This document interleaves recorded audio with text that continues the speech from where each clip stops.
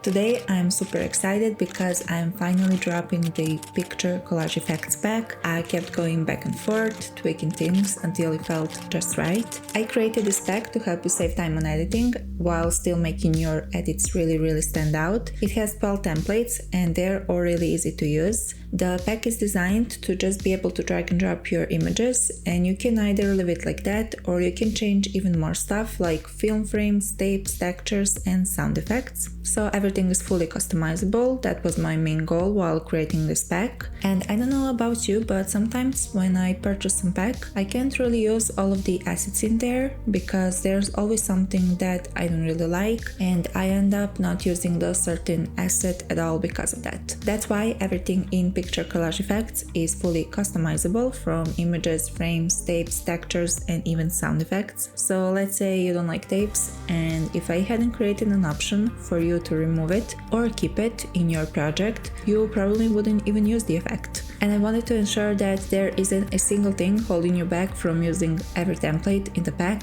especially not a small detail like tape or texture. So super excited to show you what you're getting and how to use everything, so let's dive right in. We'll go through the pack and I'll walk you through the folders and how you can use the templates. So once you open the pack, you'll see 3 folders: picture collage effects, longer and shorter versions, as well as the assets folder. Starting off with the actual templates, so the pack contains 2 versions, longer and shorter version. So inside each folder there are 12 motion graphic files, 6 horizontal and 6 vertical. They're completely different designs made for each format. If you're working on a quick edits, maybe social media clips, YouTube shorts or any kind of fast-paced content, you'll probably want to use the shorter version. But if your project is more of a long-form video like a YouTube, music video or anything like that, you'll want to use the longer version. Of course, that's not some kind of rule or something. You can use whatever you see fit, so you can even use the shorter version on a long form video and vice versa, so it's totally up to you and what you prefer. Now let's go quickly through the assets folder. This is where you'll find the extra assets like photos, film frames, textures, tapes and sound effects. Now you can pretty much ignore the photos folder. You won't be using these because you'll be replacing the placeholder photos with your own images. Okay, so next up you've got film frames, textures, tapes and sound effects. You can either use these, or if you've got your own assets you'd like to use instead, go for it. It's all about customization, making this pack your own and matching your style.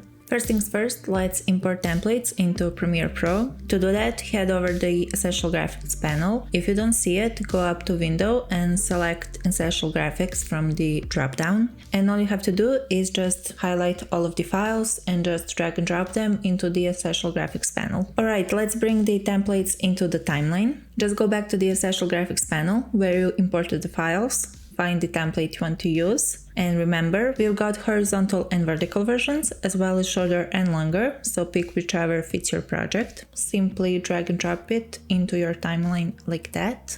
Alright, now the fun part, customizing the template. So let's start with replacing the images. Click on the template in the timeline and go to Edit tab in the Essential Graphics panel. You'll see the group folders for each photo and sound effects. When you open the Photo 1 folder, you'll see film frame and image placeholder. All you need to do is drag and drop your own image in the photo placeholder and it will instantly replace the image. You can change the scale and position to fit the frame. Next, let's talk about film frames. Just like the images, you can swap out the film frames by dragging and dropping your own film assets in place of the default one. If you want to use your own frames, make sure to change it to stretch to fill. I found that that option works for all frames. Now for your tapes and textures, you have complete control over this as well. You can either keep them as they are, replace them with your own, or remove them entirely if they don't fit your style. So if you want to remove the tapes or textures, all you have to do is bring down the opacity to 0, and if you want to keep them, just bring it up to 100. It's completely up to you, and that's the beauty of this pack. And lastly, sound effects. If you want to use your own sound effects, you can easily unlink the sound from the tab plate, so just right click on it and select unlink. Then delete the original sound effect and drag in your own, so you have full control over not only the visuals but the audio too. And that's it. You now got the basics of using Picture Collage Effects pack. It's really all about saving time by simple drag and drop and making each template truly your own by full customization, whether it's the images, film frames, tapes, textures, or sound effects. I hope this walkthrough helps you get the most out of this pack. I am really excited to see Picture Collage Effects in your projects, so please tag me when you use it. I'll be reposting everything. Thank you for watching, and I can't wait to see the amazing projects you create with these templates.